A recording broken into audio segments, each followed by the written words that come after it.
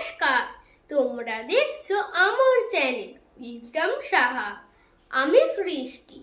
আজ আমি তোমাদের একটি কবিতা শোনাবো। কবি আল মাহমুদের লেখা পাখির কাছে ফুলের কাছে। নারকোলের ওই লম্বা মাথায় হঠাৎ দেখি কাল ডাবের মতো চাঁদ উঠেছে, ঠান্ডা ও গোলগাল। ছিটকিনিটা আস্তে খুলে পেরিয়ে গেলাম ঘর। ঝিম ধরা এই মস্ত শহর কাঁপছিল থর থর। মিনারটাকে দেখছি যেন দাঁড়িয়ে আছেন কেউ। পাথর ঘাটার গির্জেটা কি লাল পাথরের ঢেউ। দরগা তলা পার হয়ে যেই মোড় ফিরেছি বায়। কোত্থেকে এক উটকো পাহাড় ডাক দিল আয় আয়। পাহাড়টাকে হাত বুলিয়ে লাল দিঘিটার পার এগিয়ে দেখি জোনাকিদের বসেছে দরবার।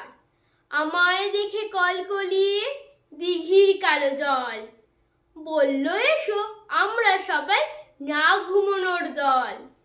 পকেট থেকে খোলো তোমার পদ্ম লেখার ভাঁজ।